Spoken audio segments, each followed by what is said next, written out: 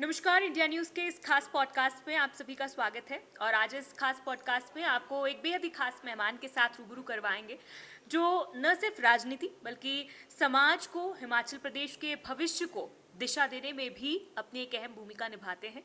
हमारे साथ हिमाचल प्रदेश की राजनीति के एक बहुत ही सीनियर लीडर राजीव बिंदल साहब मौजूद हैं, जो कि पूर्व में विधानसभा अध्यक्ष भी रह चुके हैं और फिलहाल मौजूदा हिमाचल प्रदेश के स्टेट प्रेसिडेंट हैं।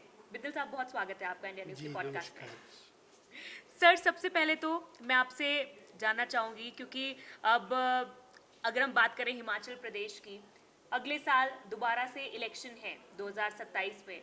आपको क्या लगता है, कितना चुनावी मूड में हिमाचल बीजेपी आ चुकी है?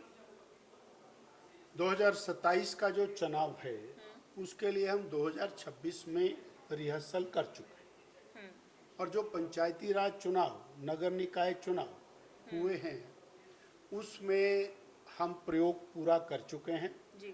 और उसमें एक अच्छी सफलता हिमाचल प्रदेश की जनता ने भारतीय जनता पार्टी को दी है। जी। ये एसिड टेस्ट है, लिटमस टेस्ट है और इस टेस्ट के साथ ही हम और इम्प्रूव करेंगे। जो हमारी कमियां इसमें रही हैं उसको हम इम्प्रूव करके पूरी तरह से कामयाबी की तरफ आगे बढ़ेंगे। हिमाचल प्रदेश का जो जनमानस है उसने एक मन बना लिया है और जो उसने मन बना लिया है वो बदलने वाला नहीं है। मन बनाया है कि वर्तमान कांग्रेस की सरकार जो सुक्खू जी के नेतृत्व में चल रही है उसको जनता अब उखाड़ फेंकेगी, जी।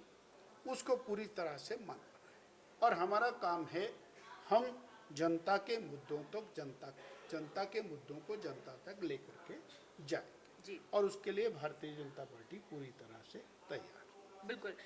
लेकिन क्या आपको लगता है कि 2027 के लिए आपने कहा कि पूरी तरह से आप तैयार हैं, 2026 से ही आपने अपने लिटमस टेस्ट करने शुरू कर दिए हैं, लेकिन पिछली बार जो हार हुई थी, उस हार से क्या सबक लिया आपने? भारतीय जनता पार्टी ने गत सरकार में बहुत शानदार काम किया, बहुत अच्छी योजनाएं चलाई, जनमानस के लिए कल्याणकारी योजनाएं चलाई।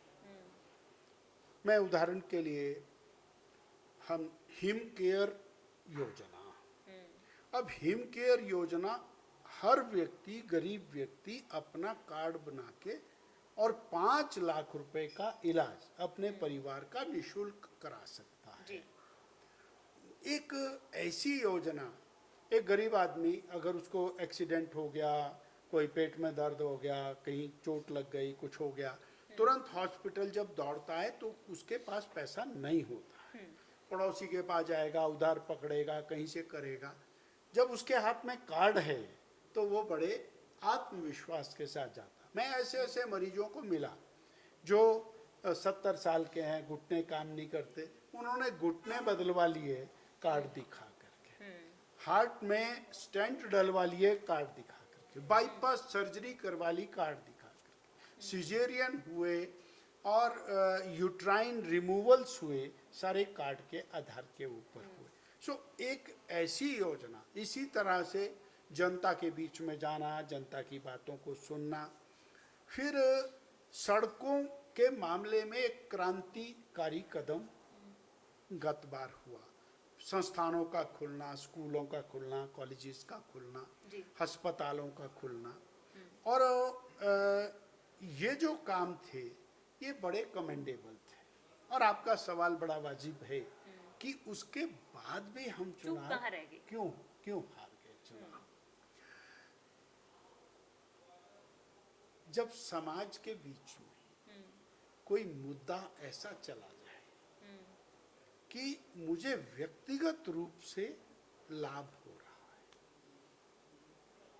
आप कांग्रेस पार्टी ने मुद्दा रखा, हर बहन को 1500 रुपये मिलेगा, पहली कैबिनेट से मिलेगा, कुछ परसेंट वोट वहां पर चले गए।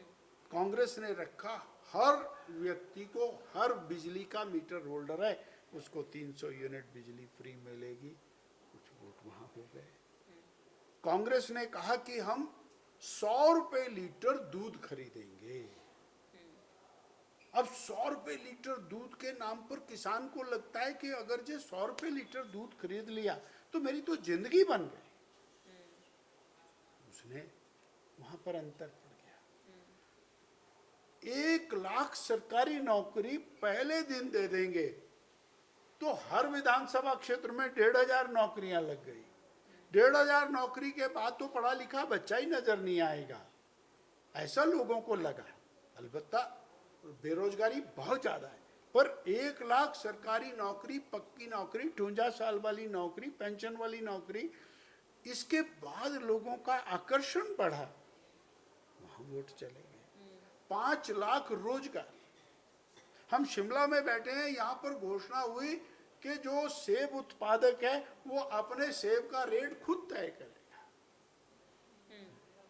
लोगों को समझ नहीं आया कि इसका मतलब क्या है। आज 4 साल हो गए, वही का वही।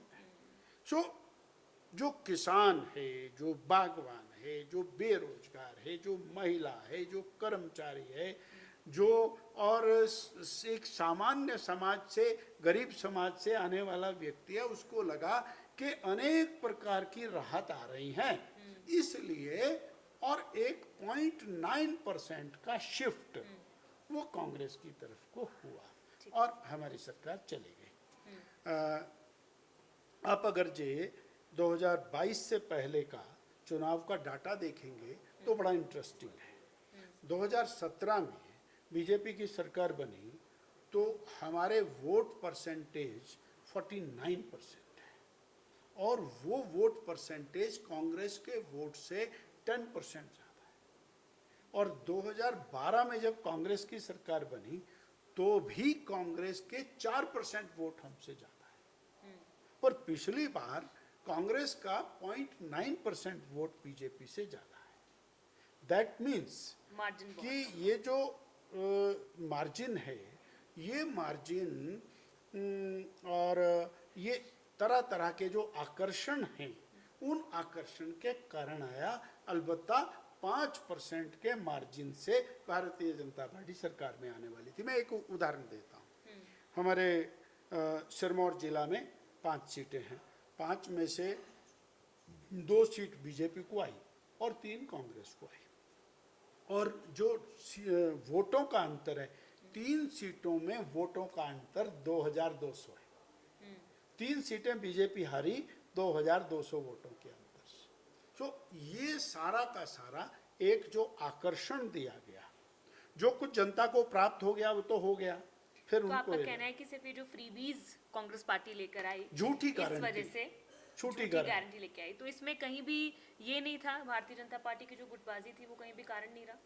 भारतीय जनता पार्टी ने तो लगातार इकट्ठे होकर के काम किया। ये गुटबाजी शब्द जो है ना, अब महत्वाकांक्षा किसकी नहीं होती है।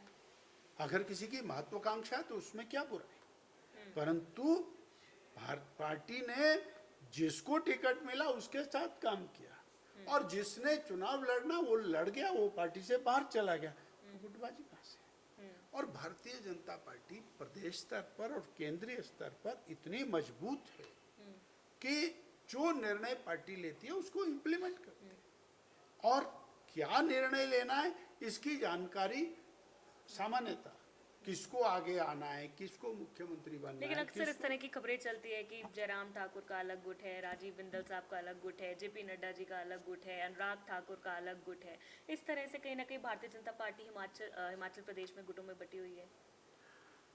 माननीय मुख्यमंत्री श्री सुखविंदर सिंह सुक्खू जी जनता को तो कुछ दे नहीं पा रहे, ना सड़कें ठीक कर पा रहे हैं, ना बिजली ठीक कर पा रहे हैं, ना पानी दे पा रहे हैं पीने का, सिंचाई तो दूर की बात है, स्कूल उनसे नहीं चलाए जा रहे हैं, एचआरटीसी के बसों के रूट बंद कर दिए, एचआरटीसी में किराया बढ़ा दिया, बहनों को मिलने वाली छूट हटा दी, राशन डिपो में राशन भी उनसे नहीं पहुंचाया जा रहा है। तो अपनी जो नाकामयाबी है उसको छिपाने के लिए आए दिन कुछ ना कुछ बोलते हैं। अब वो माननीय मुख्यमंत्री है इसलिए मीडिया का इशू बनता ही है, मीडिया तो उसको उठाएगा ही।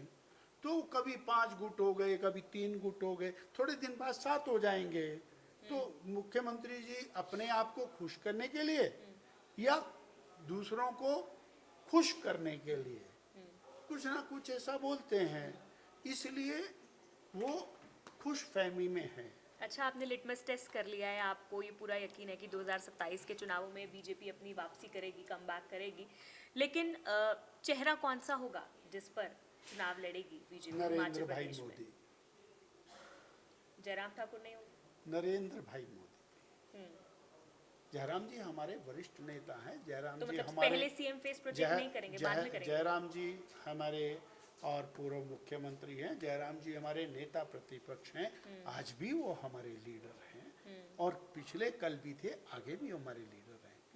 पर भारतीय जनता पार्टी जब भी चुनाव में प्रदेशों में जाती है तो उस सारी चीज का निर्णय हमारा केंद्र क्या करता है। राजीव बिंदल भी सीएम बनने की इच्छा रखते हैं? भारतीय जनता पार्टी का प्रदेश अध्यक्ष होने के नाते मेरा एक ही दायित्व है कि भारतीय जनता पार्टी सत्ता में आए और उसके लिए मैं जी तोड़ मेहनत करूंगा।